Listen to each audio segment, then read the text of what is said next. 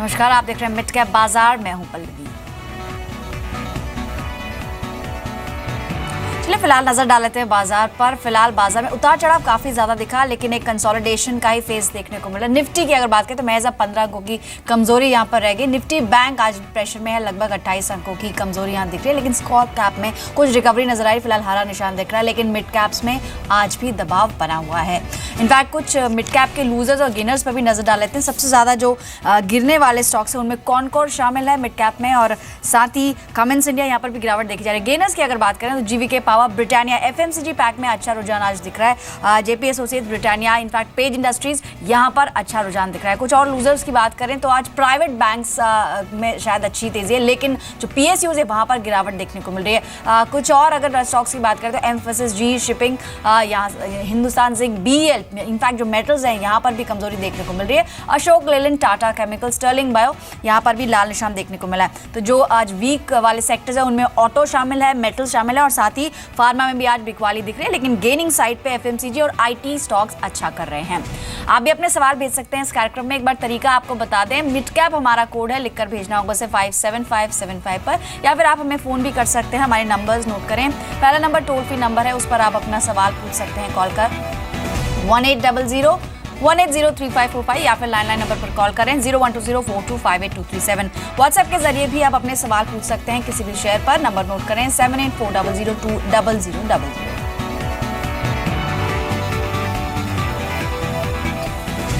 चलिए शुरुआत करेंगे सवाल जवाब के सिलसिले की, और सबसे पहला सवाल हमें एसएमएस के जरिए भेजा है अभिषेक ने जयपुर से, और इनका सवाल है एसबीआई पर। नतीजे भी आने हैं कल, उस पर नजर रखनी होगी। इन्होंने बताया है 300 स्टॉक्स हैं इनके पास 216 के लेवल्स पर।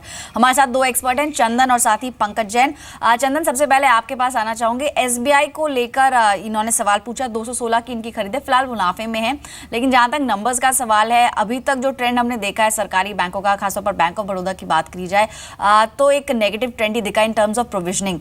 एसबीआई को लेकर क्या एक्सपेक्टेशंस हैं आपकी, और इन लेवल्स पर इनको क्या स्ट्रैटेजी अपनानी चाहिए? जी हाँ, नमस्कार। देखिए पंकज जी, आपने 216 के आसपास लिया है, और इंटरेस्टिंगली देखें इस काउंटर का लगभग 222 के आसपास का एक मल्टीपल सपोर्ट है।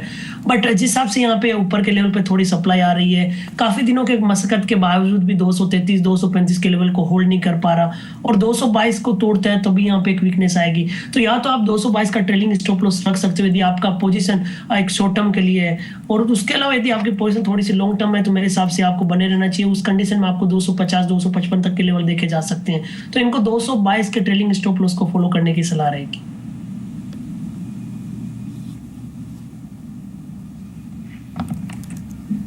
इनफैक्ट एसबीआई के अनुमान पर भी नजर डाल लेते हैं। प्रॉफिट में 27% का डेंट लगने का अनुमान है, और फिलहाल जिन्होंने खरीदा हुआ है उनके लिए सलाह दी जा रही है कि फिलहाल इस पे बने रहें। प्रॉफिट में कुछ गिरावट देखने को मिल सकती है। इनफैक्ट हमारे दूसरे एक्सपर्ट पंकज जैन भी मौजूद हैं। पंकज, आपसे एक क्विक रिएक्शन में चाहूंगी एसबीआई को लेकर। आपको नंबर से किस तरह की एक्सपेक्टेशंस है? प्रोविजनिंग हमारा अनुमान है कि गिर सकती है इस पर्टिकुलर क्वार्टर में, अगर स्टैंडअलोन बेसिस की बात की जाए। आपका अनुमान क्या कहता है?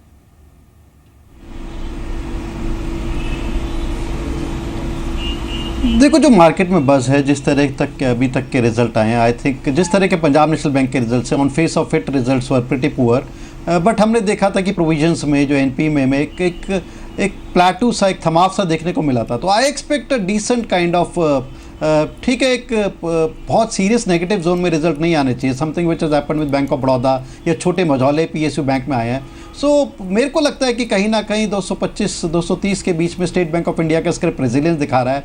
And I think after initial kind of subduedness after the results, मेरे को लगता है कि स्टेट बैंक ऑफ इंडिया का स्क्रिप्ट अग्रसर है। So if we have a broader view of say next few weeks of 1 or 2 months, मेरे को लगता है कि 245 से 250 का लक्ष्य स्टेट बैंक ऑफ इंडिया में अचीवेबल है on a monthly kind of basis, not on immediate kind of basis. Alright. In fact bank of Baroda के शेयर में 9% तक की गिरावट आज के सेशन में दिखी है नतीजों के बाद। लेकिन अब फिलहाल अगले दर्शक से बात करते हैं। हमारे साथ है आवेश, जो गुजरात से जुड़े हैं। नमस्कार आवेश जी, पूछिए क्या सवाल है आपका? तो मैंने स्टरलाइट टेक्नो लिया है, तो उसमें क्या है, क्या वो डीमर्जर का है, तो फिर वो मिलेंगे मेरे को डीमर्जर के बाद जो अलग हो रही है कंपनी? आपने किन लेवल्स पे खरीदारी की थी सर? 100। ऑलराइट। पंकज, इनफैक्ट क्योंकि ये सवाल इन्होंने इनफैक्ट फंडामेंटली पूछा है तो इसलिए आप ही के पास आना चाहूंगी। स्टरलाइट टेक इन्होंने लिया हुआ है 100 के लेवल्स पर, फिलहाल 87 पर ही है और डीमर्जर को लेके भी कुछ खबरें हैं। थोड़ा सा कंफ्यूजन है इनके मन में, अगर आप इनकी मदद कर सके, क्या करना चाहिए फिलहाल स्टरलाइट टेक में? देखो, कंपनी में अगर डीमर्जर है और अगर आप रिकॉर्ड डेट पे स्क्रिप्ट को होल्ड करते हैंगे, अगर रिकॉर्ड डेट नहीं निकली है, I am not sure about the record date of the demerger happening, तो आपको ज़रूर शेयर मिलेंगे। सो उसमें कोई दो राय नहीं है। अगर रिकॉर्ड डेट पे अगर आप उस कंपनी के होल्डर हैं तो आपको शेयर ज़रूर मिलेंगे। जहाँ तक कंपनी के स्क्रिप्ट की मूवमेंट का सवाल है, script has been holding somewhere between 80 and 90 है, इसके बीच में चल रहा है। कंपनी का पोटेंशियल अच्छा है, results have been good and I think अगर हम इसको एक अच्छे मिड कैप में पोजीशन करें तो आई थिंक कोई गलत नहीं होगा। So on a 6 month kind of platform और 6 month to 1 year kind of platform, मेरे को लगता है कि स्क्रिप्ट का लक्ष्य कहीं 110 से 115 है। So you are in a decent script, अच्छी कंपनी हैगी, अच्छा मुनाफा, अच्छी परफॉर्मेंस दिखाती है। और जहाँ तक डीमर्जर की बात है, रिकॉर्ड डेट पर अगर आप होल्ड कर रहे हैं तो आपको स्क्रिप्ट जरूर मिलेंगे। श्योर। अगले कॉलर से मिस्टर चंद्रकांत फ्रॉम मुंबई। नमस्कार, आपका सवाल पूछिए। हेलो, हाय सर, मेरे पास 11,000 शेयर हैं at the price of 141.5 and I would like to hold it for maximum 2 months from here, so what should I do? So you're talking about Granules India. Is there any specific reason आपने इतनी बड़ी quantity purchase की है इसमें? Nothing, but I thought that it could, from this point, it could surge at least 5 to 6%. So that was the reason only. All right. So आपका objective था एक short term gain in short time, right? Yes. Chandan, your quick reaction. Granules India काफी large quantity है इनके पास में, 11,000 odd shares, 141 odd levels पर उनकी purchase price है। अगर हम ये स्टॉक का 1 साल का परफॉर्मेंस देखें, it's like a life, it has seen quite ups and downs और एक हाईली वॉलेटाइल जोन से स्टॉक गुजरा है। Now it's trading at 133। आपको क्या लगता है कि टेक्निकल पर्सपेक्टिव में कौन कौन से लेवल्स टेस्ट कर सकते हैं? जी हाँ, देखें पिछले 2 सालों में यानी कि 2015, 2014 और 2015 में काफ़ी अच्छा परफॉर्म किया था। लगभग 20 रुपए से काउंटर 165 रुपए तक गया था, बट अभी वापस ही अपने रेजिस्टेंस पे आ रहा है। यदि इनका व्यू शॉर्ट टर्म में है तो मेरा मानना है कोई बड़ा उछाल नहीं आएगा, बट पोजिशनल व्यू के हिसाब से यदि देखते हैं तो जरूर यहाँ पे मूवमेंट मिल सकता है। इमीडिएट बेसिस पे देखें काउंटर 145 के ऊपर नहीं जा रहा है, 145 पे आते ही वापस यहाँ पे सेलिंग आ जाती है और मेरे हिसाब से यहाँ पे इसका जो 130 का एक मल्टीपल सपोर्ट है वो तोड़ता है तो आपको 122 120 तक के लेवल भी मिल सकते हैं। तो यहाँ पे 130 का सपोर्ट को ध्यान रखना पड़ेगा, यदि वो तोड़ता है तो 8 से 10 रुपए का और यहाँ पे नुकसान देखने को मिल सकता है और तेजी की गुंजाइश यहाँ पे तभी रहेगी जब ये अपना हर्डल 144 145 के ऊपर निकालेगा। तो शॉर्ट टर्म में यहाँ पे कोई ज्यादा पॉजिटिव बायस नहीं है, इनफैक्ट थोड़े से नेगेटिव स्ट्रक्चर भी बन रहे हैं, बट यदि आप मीडियम टर्म और मीडियम टू लॉन्ग टर्म देखते हो तो जरूर आपको यहाँ पे बेहतर रिटर्न मिल सकते हैं। जी, तो मीडियम टर्म के लिए शायद एक अच्छा बेट हो सकता है। नतीजों के बाद लगभग 4% की गिरावट ग्रैन्यूल्स इंडिया में आज देखी गई है। फिलहाल 134 लेवल्स के आसपास ये ट्रेड करते हुए। अगले दर्शक से बात करते हैं, रमेश जुड़े हैं रोहतक से। नमस्कार रमेश, बताइए क्या सवाल है?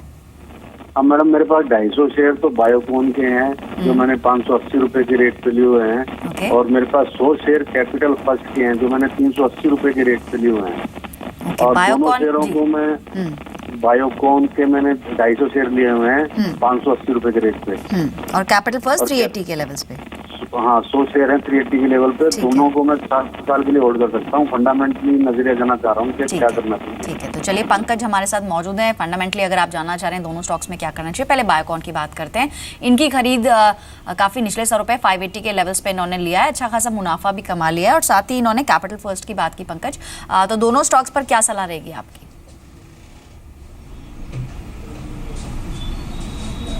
देखो, of the two I think Biocon is one stock which we actively track, तो आई थिंक उस पर मैं राय दूंगा।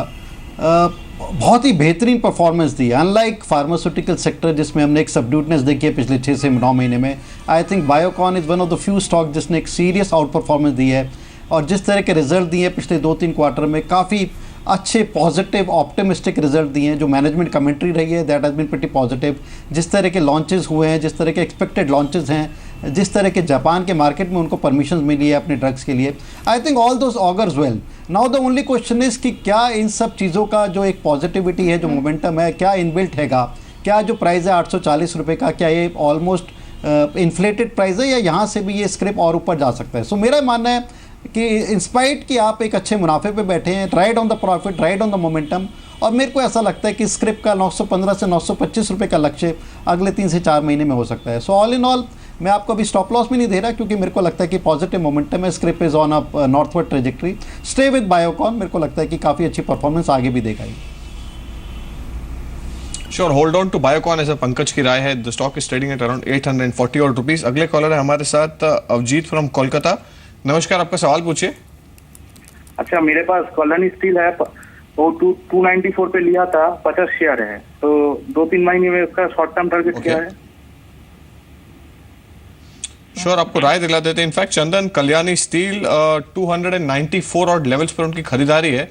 284 is the current market price. 3 महीने का परफॉर्मेंस देखे तो ये सुपर परफॉर्मिंग स्टॉक कैटेगरी में आता है। इनफैक्ट 130 और लेवल से 50 और लेवल से stock is trading at around 280, लगभग 40-45% रिटर्न्स इसने जनरेट किए हुए इन्वेस्टर्स के लिए। आपको क्या लगता है कि इनकी खरीदारी काफी हायर लेवल पे है, और आपकी क्या सजेशन है इनके लिए?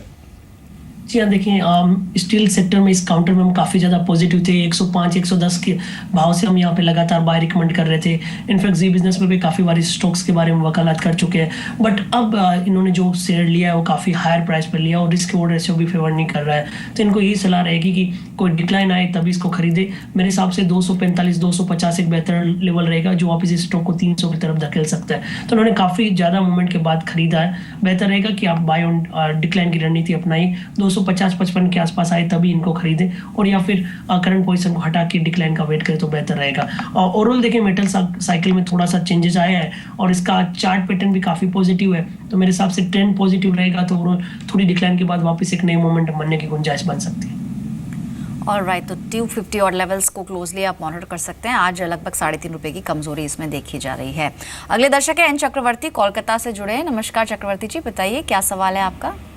नमस्कार, I have L&T Finance 200 shares at the rate of ₹80. Okay. I want to hold it 2 years.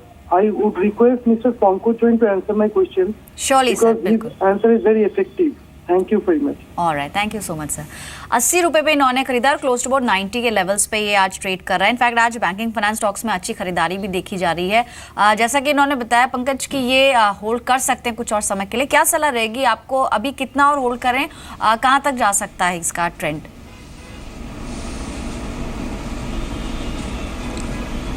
देखो, मेरे को लगता है कि रीसेंट पास्ट में पिछले 1-2 हफ्ते में ही इसने ज़्यादा पॉजिटिव मोमेंटम लिया है। It spend quite a lot of time between that zone of से 75-80 और अ ब्रॉडर जोन ऑफ से 70-80। और जिस तरह से अब हमने देखा कि फाइनेंस कंपनीज़ में, NBFCs में, फाइनेंस कंपनीज़ में, प्राइवेट सेक्टर बैंकिंग स्पेस में एक अच्छा सीरियस मोमेंटम देखने को मिला है। L&T फाइनेंस में एक सबड्यूड परफॉर्मेंस देख रहे थे हमने पिछले कुछ एक क्वार्टर से। पिछले 2 क्वार्टर के रिजल्ट्स हैव बीन एंकरेजिंग। मैं नहीं कहूँगा कि अप टू द मार्क है, but they have been encouraging. और ऐसा अपेक्षा, ऐसी उम्मीद है कि आने वाले वक्त में I think result should be much better off what they have been in last few quarters. So all in all this space looks pretty exciting, और मेरे को लगता है कि L&T फाइनेंस ने अब मूव दिखाना शुरू किया, and it just a matter of time, not few weeks, may be few months की ये स्क्रिप्ट एक 3 डिजिट लेवल्स पे ट्रेड होता है। So I stay with L&T finance. आपने कहा कि आपका 1 से 2 साल नजरिया है, मेरे को लगता है कि अच्छे स्क्रिप्ट में हैगा, नॉन वोलेटाइल स्क्रिप्ट में है, और आने वाले वक्त में अच्छा मुनाफा देगा। तो आप इस स्टॉक में बने रहिए।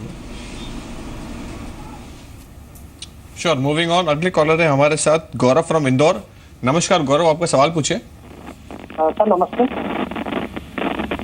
हेलो जी जी सर, मैंने आपका सवाल पूछिए गौरव। मैंने फ्यूचर कंज्यूमर एंटरप्राइज लिमिटेड में इन्वेस्टमेंट करा हुआ है 300 share at the rate of 22 rupees.